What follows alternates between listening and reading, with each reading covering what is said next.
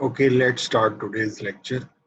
आज के लेक्चर में हम थेवेनिन और नॉर्टन इक्विवेलेंट सर्किट्स जो है वो देखेंगे। तो थेवेनिन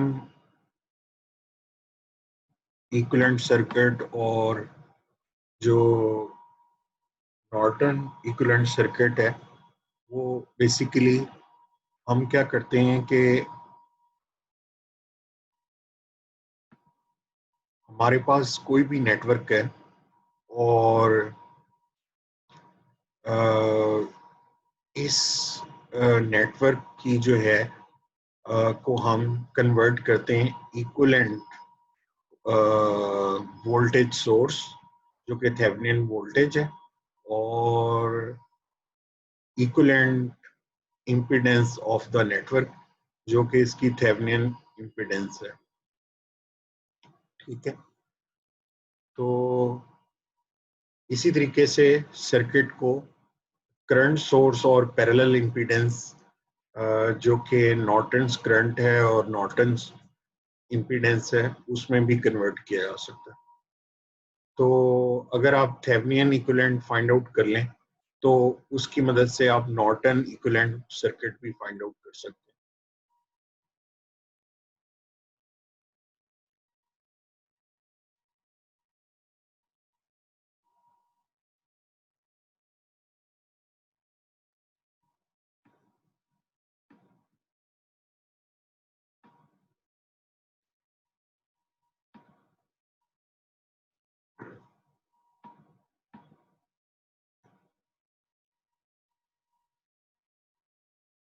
थेवेनिन नेटवर्क की एक एग्जांपल लेते हैं। तो हमारे पास ये नेटवर्क है और हमें जो है इस नेटवर्क की जो टर्मिनल्स हैं ए और बी,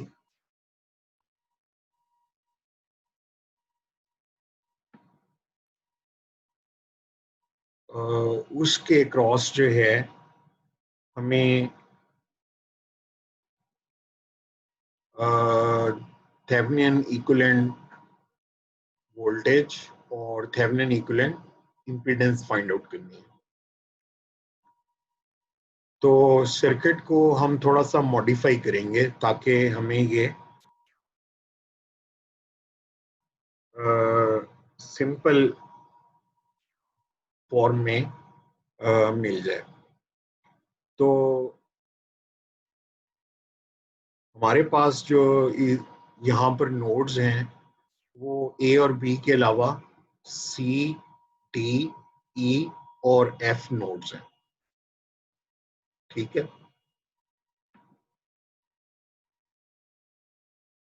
तो हम क्या करेंगे कि सबसे पहले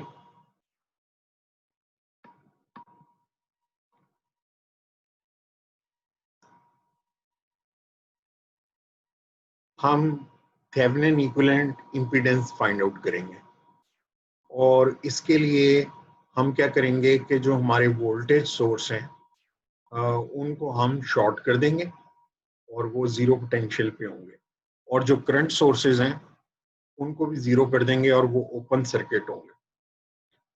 तो हमने जो है ये हमारे पास जो वोल्टेज सोर्स है इसको हमने शॉर्ट कर दिया और यहाँ पर जो है वो हमारे पास इट्स अ शॉर्ट नेटवर्क। ठीक है, तो अब हम क्या करेंगे कि बेसिकली ये जो डी और एफ है ये basically in fact is connecting D and F terminal. हम इसे इसलिए ऐसे सिंप्लीफाई करेंगे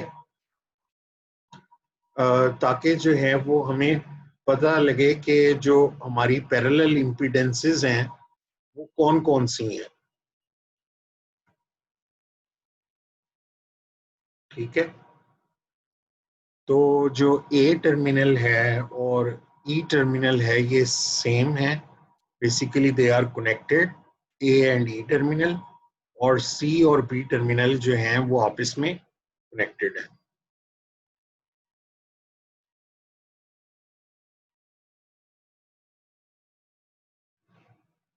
ठीक है,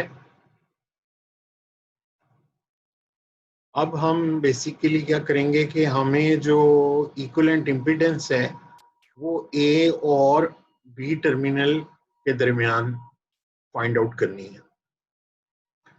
तो इसमें जो हमें 8 ओम रेजिस्टर नजर आ रहा है, ये जो है ये is parallel to -j6 ohm capacitance.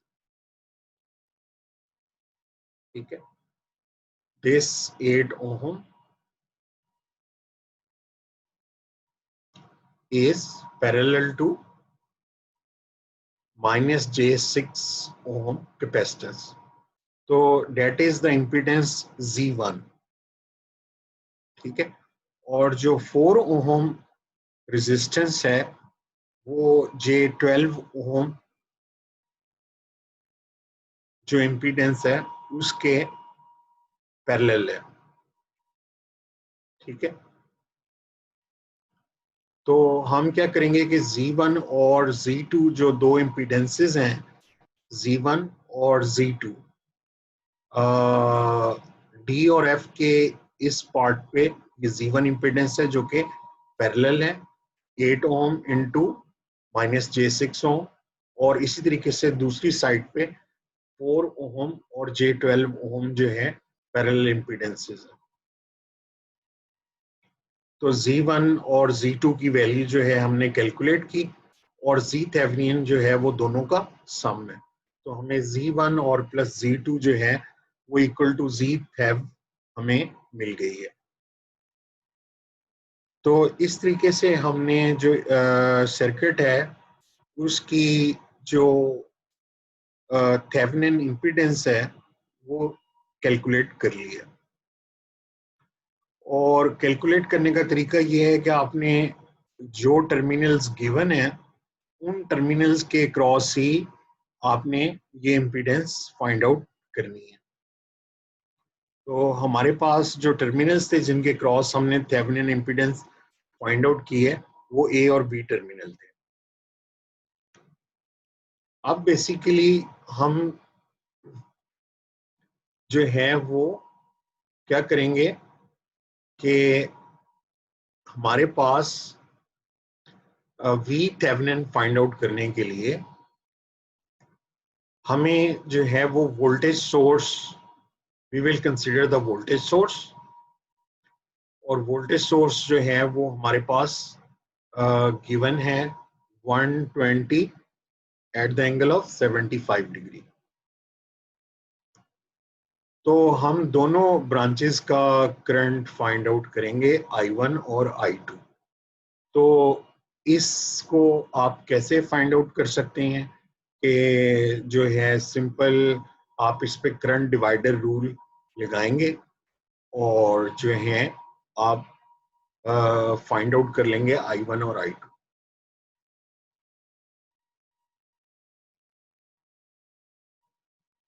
ठीक है, इसमें जो है वो basically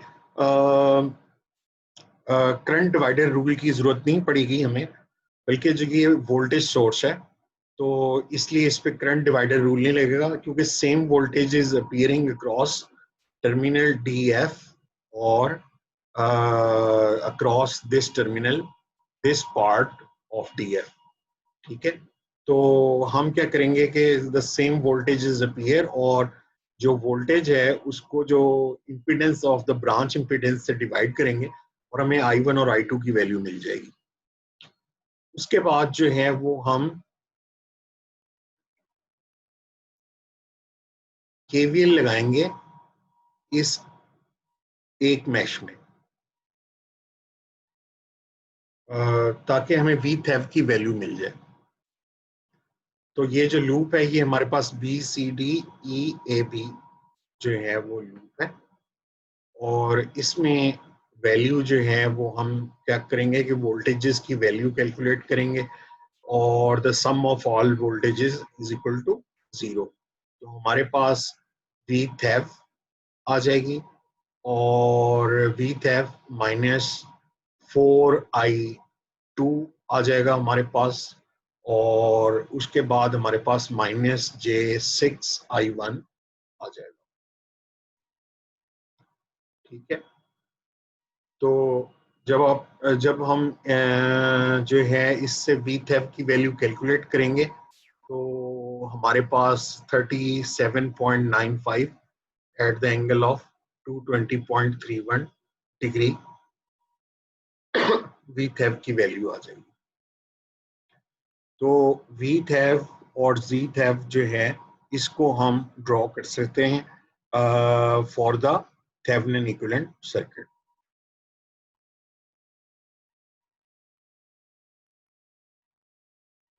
So any question in this problem?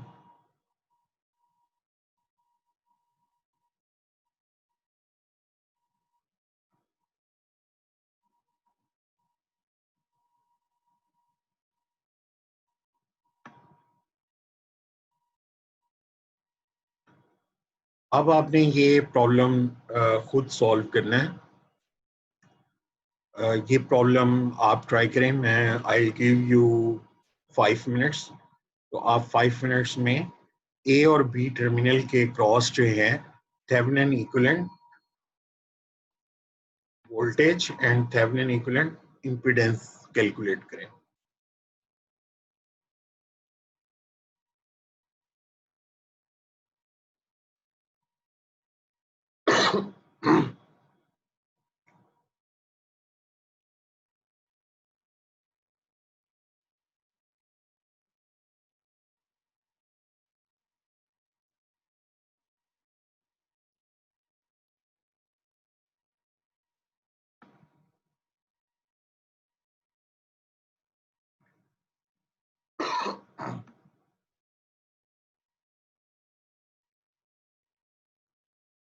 तो अब हम क्या करेंगे कि सबसे पहले जो है ZThef के लिए हमारे पास जो वोल्टेज सोर्स है इसको शॉर्ट कर देंगे और हमारे पास यहाँ पर जो है it is the voltage source which is short. और उसके बाद जो है वो हम ए और बी के क्रॉस इम्पीडेंस की वैल्यू कैलकुलेट करेंगे। तो इम्पीडेंस की वैल्यू कैसे कैलकुलेट करेंगे कि हमारे पास जो है this minus J4 is parallel to 6 plus J2 ohm और that is in series with 10 ohm। तो हमारे पास जो है थेवेनिन की जो वैल्यू है 10 plus minus J4 parallel to 6 plus J2 ohm आ जाएगी। और इसको कैलकुलेट करके हमारे पास जो थेवेनिन की इम्पीडेंस की वैल्यू है वो 12.4 माइनस J थ्रू 3.2 ओम आ जाएगी। What about VThef? VThef हम कैसे कैलकुलेट करेंगे?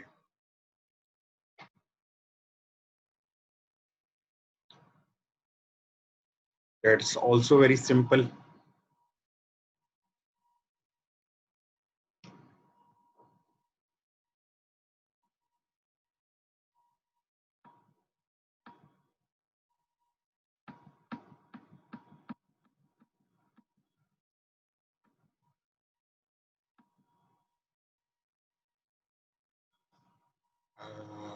अब हम VThef के लिए क्या करेंगे कि वोल्टेज डिवाइडर रूल लगाएंगे। क्योंकि हमें जो है वोल्टेज डिवाइडर रूल हम कैसे लगाएंगे कि हमारे पास जो है सिर्फ ये नेटवर्क है और ए और बी टर्मिनल ओपन है। तो बेसिकली कोई करंट जो है वो 10 ओम रेजिस्टर से फ्लो नहीं करेगा। ठीक है। और हम जो वोल्टेज है ए और बी के क्रॉस वो only the voltage across this minus J4 ohm resistance. So that is in fact is equal to the VThef.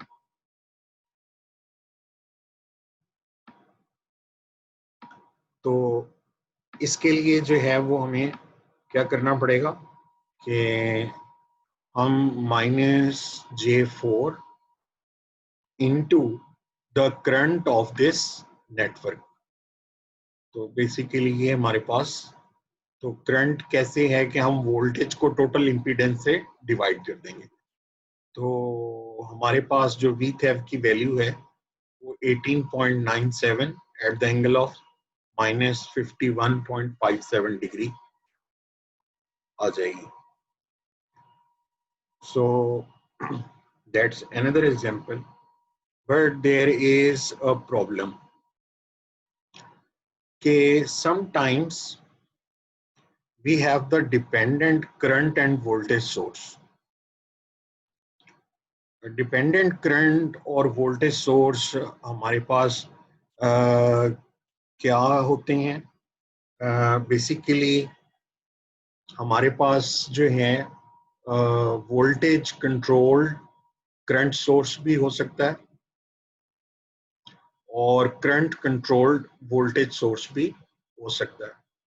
तो वोल्टेज कंट्रोल्ड करंट सोर्स और करंट कंट्रोल्ड voltage source.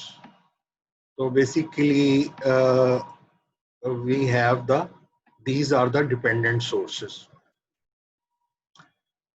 तो इसके लिए हम क्या कर सकते हैं कि पहले हम ZThev को फाइंड आउट करते थे।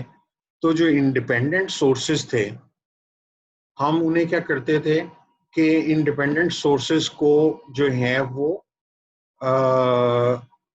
डीएक्टिवेट कर देते थे, शॉर्ट सर्किट कर देते थे वोल्टेज सोर्स को और ओपन सर्किट कर देते थे करंट सोर्स को। तो इस तरीके से हम उन्हें डीएक्टिवेट कर देते थे। लेकिन जब डिपेंडेंट सोर्सेज होंगे तो हमें जो है ZThev की वैल्यू फाइंड आउट करने के लिए जो टर्मिनल हैं, टर्मिनल्स के क्रॉस AB के क्रॉस हमें क्या करना पड़ेगा कि वोल्टेज सोर्स या करंट सोर्स लगाना पड़ेगा। अगर वोल्टेज कंट्रोल्ड करंट सोर्स है तो हमें क्या करना पड़ेगा कि बेसिकली वोल्टेज सोर्स कनेक्ट करना पड़ेगा, और अगर करंट कंट्रोल्ड वोल्टेज सोर्स है तो हमें करंट सोर्स कनेक्ट करना पड़ेगा। तो डिपेंडिंग ऑन दिस के the thing which is controlling the source, हमें वही जो है कनेक्ट करना पड़ेगा। In this case we connect the voltage source, or in this case we connect the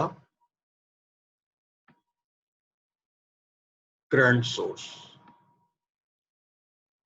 ठीक है, और जब हम ये करंट सोर्स कनेक्ट करेंगे तो हम फाइंड आउट करेंगे कि current flowing into the network. तो करंट जो फ्लो कर रहा है तो इस वोल्टेज सोर्स की से के वैल्यू V है और हमने current flowing into the network find out कर लिया है जो कि I है। तो हमारे पास जो ZThev है वो क्या होगी? बेसिकली V/I होगी। तो हम इसको जो है एक एग्जांपल में सॉल्व करेंगे। तो हमारे पास जो है ZThev जो है ZThev is equal to V/I हो जाएगा। तो अब हमारे पास यहाँ पर जो टर्मिनल्स के क्रॉस है ये करंट कंट्रोल्ड करंट सोर्स है, that is the current controlled current source, और that is depending on this value of I0। तो हम क्या करेंगे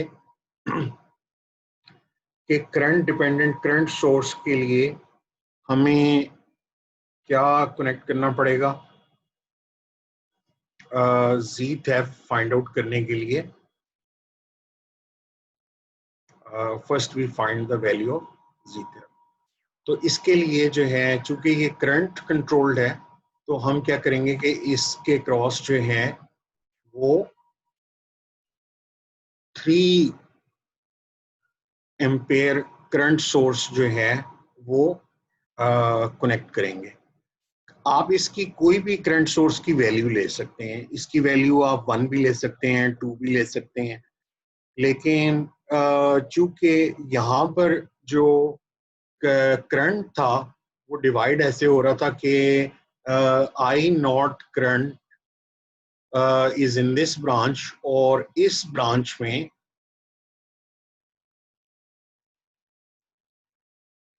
0.5 आई नॉट करंट जो है, और जो रेशो थी इसकी 1/0.5 थी।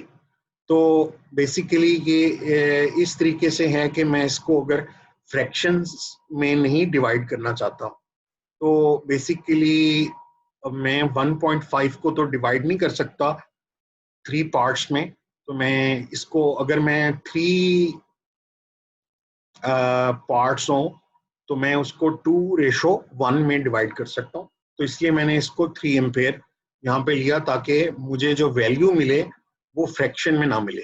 अदरवाइज डिफरेंस जो है वो आपके आंसर पे नहीं आएगा, लेकिन जो है वो आपकी जो वैल्यू है वो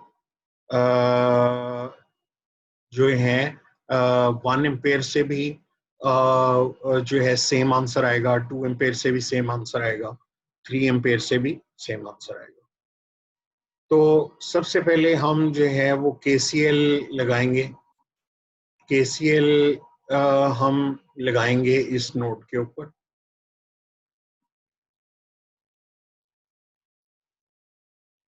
और इस नोड पे केसीएल कैसे लगेगा कि यहाँ पर इस ब्रांच में जो करंट है वो 0.5 एम्पेयर है, ठीक है, 0.5 आई नॉट है।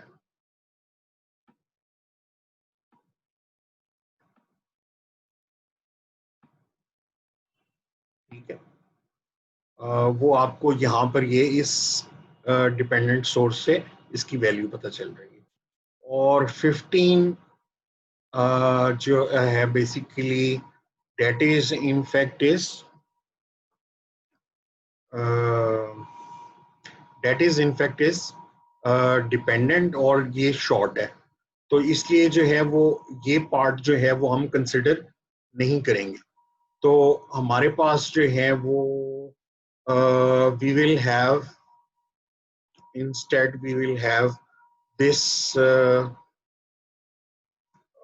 we will have this node, vs node, we will take this node, और इस नोड को जो है हम कंसिडर नहीं करेंगे। ठीक है, तो ये बेसिकली जो है वो vs नोड है, और यहाँ पर जो है वो बेसिकली हमारे पास I naught 0.5 I naught is equal to I S, जो कि 3 एम्पेयर है। तो ये 3 ampere is equal to I naught plus 0.5 I naught के बराबर है। तो आई नॉट की वैल्यू जो है वो 2 एम्पेयर आ जाएगी। अब हमें इस Vs की वैल्यू फाइंड आउट करनी है। इस Vs की वैल्यू फाइंड आउट करनी है, तो इस Vs की वैल्यू हम कैसे फाइंड आउट करेंगे कि जो वोल्टेज इसके क्रॉस है, इस इम्पीडेंस के क्रॉस है, वो ही बेसिकली इस डिपेंडेंट सोर्स के क्रॉस है वोल्टेज, Vs वोल्टेज। तो हमारे पास जो है इसके क्रॉस जो है करंट आई नॉट फ्लो कर रहा है, और into the sum of all impedance value, तो हमारे पास 2 × 6 - j जो है इसकी वैल्यू आ जाएगी। जब हम Vs की वैल्यू कैलकुलेट कर लेंगे तो हम इसे क्या करेंगे कि Is की वैल्यू से डिवाइड कर देंगे।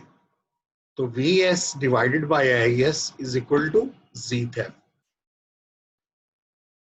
अब मैं दोबारा से रिपीट करता हूं कि अगर मेरे पास ये नेटवर्क के अंदर ये डिपेंडेंट जो है वो करंट सोर्स ना होता तो मैं क्या करता कि इसको शॉर्ट करता और इसके क्रॉस जो है वो जी थेफ की वैल्यू कैलकुलेट कर लेता।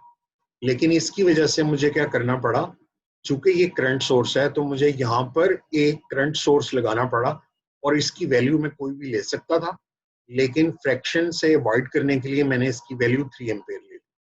और उसके बाद मैंने जो है voltage across the network find out की, इस बीएस वोल्टेज को फाइंड आउट किया और उसको आईएस करंट से डिवाइड कर दिया और मेरे पास जी थेफ की वैल्यू आ गई। इस तरीके से जो है वो मैंने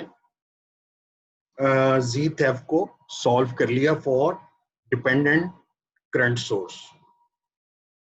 ठीक है। जो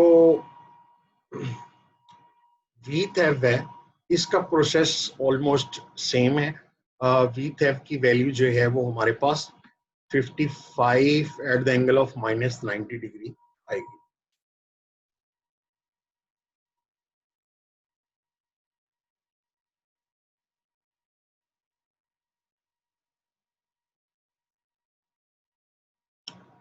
तो ये एक प्रैक्टिस प्रॉब्लम है जो कि आपने खुद से सॉल्व करना है और इसमें जो है वो आपको वोल्टेज कंट्रोल्ड करंट सोर्स है तो आपको इसके क्रॉस जो है वो वोल्टेज सोर्स लगाना पड़ेगा और इसकी इक्विवेलेंट इम्पीडेंस फाइंड आउट करनी पड़ेगी। ठीक है। तो that is your practice problem for assignment. Next lecture में इसका हम सॉल्यूशन देखेंगे। तो अब हम नॉर्टन थ्योरम जो है उसको जो है वो डिस्कस करते हैं। नॉर्टन थ्योरम में हमने बेसिकली नॉर्टन इक्विवेलेंट इम्पीडेंस और नॉर्टन इक्विवेलेंट करंट की वैल्यू फाइंड आउट करनी है। तो let's look at this problem. अब इस प्रॉब्लम में हमारे पास एक वोल्टेज सोर्स है और एक करंट सोर्स है और हमारे पास जो टर्मिनल है that is A and that is B terminal और हमने जो है वो नॉर्टन जो इक्विवेलेंट सर्किट फाइंड आउट करने के बाद इस आई नॉट की वैल्यू को फाइंड आउट करना है।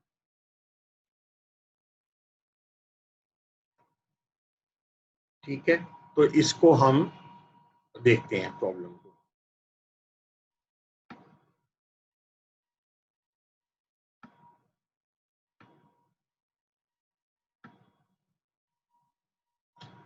तो बेसिकली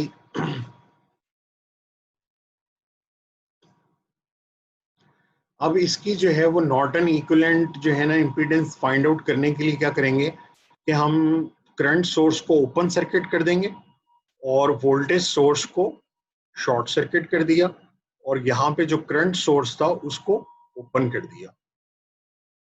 ठीक है।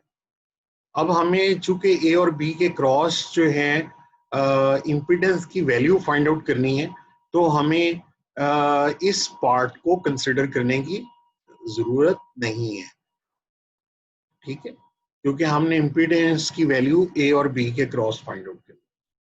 तो अब जब मैंने इसको शॉर्ट किया वोल्टेज सोर्स को तो ये क्या हुआ कि ये बेसिकली मेरी जो इम्पीडेंस थी ये भी शॉर्ट हो गई। क्योंकि if I connect a wire across a resistor तो वो क्या हो जाएगा, बेसिकली रेजिस्टर जो है शॉर्ट हो जाएगा। ठीक है। और अगर इम्पीडेंस होगी तो इम्पीडेंस भी शॉर्ट हो जाएगी। ठीक है। तो इम्पीडेंस शॉर्ट हो गई और मेरे पास जो है वो नॉर्टन इक्विवेलेंट इम्पीडेंस की वैल्यू जो है वो 5 ओम आ गई। तो दैट्स वेरी सिंपल। अब हम क्या करेंगे कि मैश एनालिसिस करेंगे। मैश एनालिसिस में हम मैश 1 लेंगे, मैश 2 लेंगे और मैश 3 लेंगे, और इससे हमें जो है नॉर्टन करंट की वैल्यू फाइंड करनी है। ठीक है, तो अब हमारे पास चूंकि ये करंट सोर्स जो है वो दो मैश के दरमियान आ रहा है, तो हम I2 और I3 को सुपर मैश कंसिडर करेंगे।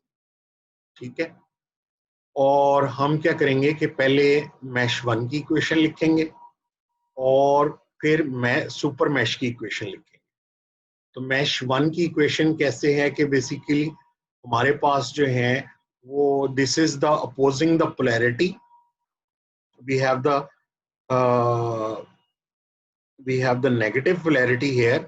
तो जब केवीएल में लिखूंगा तो मैं इसकी वैल्यू जो है वोल्टेज सोर्स की वैल्यू जो है नेगेटिव J40 आ जाएगी, और दिस 8 प्लस 8 माइनस J2 ये जो है I1 से मल्टीप्लाई होगा और इसकी वैल्यू भी आ जाएगी। और उसके बाद मेरे पास जो है I2 is in anti-clockwise direction, तो ये विद द नेगेटिव साइन यहाँ पर आ जाएगा, एंड द सेम जो है 8 माइनस J2 I2 आ जाएगा। यहाँ पर जो है वो बेसिकली फॉर I1 के लिए हमने क्या किया कि 8 और 10 को सम किया, 18 वैल्यू आई थी, और माइनस J2 प्लस J4 जो है वो J2 वैल्यू आई थी। तो ये बाय इंस्पेक्शन ही हम इक्वेशन लिख रहे हैं। तो नेक्स्ट जो है वो हमारे पास 10 प्लस J4 है with anti clockwise direction I3, तो हमारे पास यहाँ नेगेटिव साइन आ जाएगा और 10 प्लस J4 I3 आ। ठीक है, अब हमने नेक्स्ट जो है सुपर मैश की जो इक्वेशन लिखनी है, तो सुपर मैश में हमारे पास I2 पार्ट जो है उसमें 13, this part is for I2, तो I2 के लिए जो है वो it is the with the positive polarity, और 13 माइनस J2 हमारे पास आ जाएगा। ठीक है, उसके बाद जो है हमारे पास 10 प्लस J4 I3 आ जाएगा, जो कि ये पार्ट है। ठीक है, तो हमारे पास 10 प्लस J4 I3 आ गया, ये भी क्लॉकवाइज डायरेक्शन में है, तो इसको भी हम क्लॉकवाइज लेंगे। और I1 जो है same part for I1, we have the same part 18 plus J2 but with the negative polarity. तो ये हमारे पास दो इक्वेशंस आ जाएंगी। उसके बाद हम क्या करेंगे कि नोडल, आपको पता है कि इस करंट सोर्स की के क्रॉस हम वोल्टेज फाइंड आउट नहीं कर सकते, तो हम यहाँ पर नोडल एनालिसिस लगाएंगे, और नोडल एनालिसिस से I3 is equal to I2 plus 3 आ जाएगा।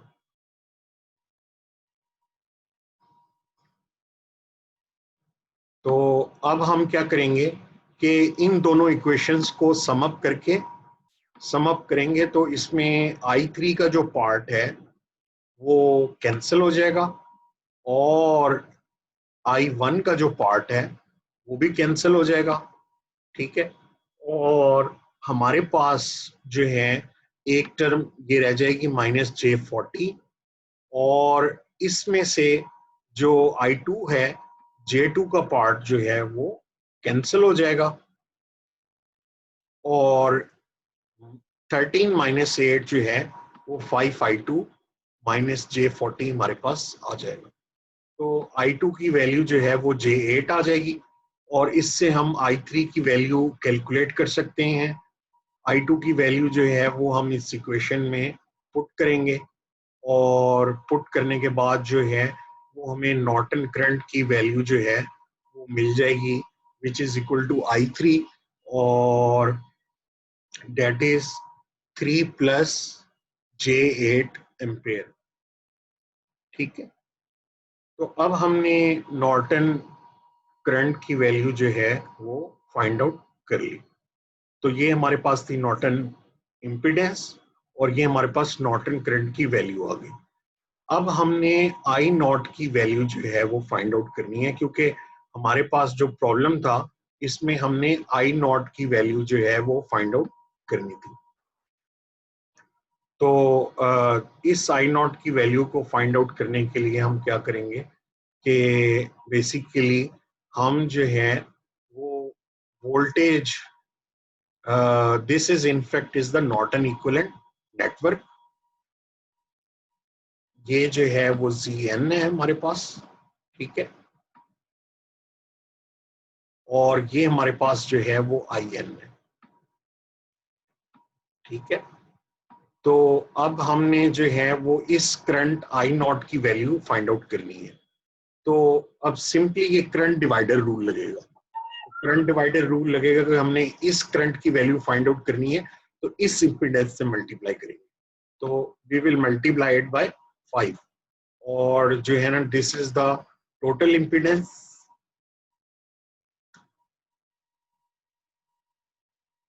और that is multiply by the IN। तो हमारे पास जो आई नॉट करंट की वैल्यू है 1.465 at the angle of 38.48 degree आ जाएगी।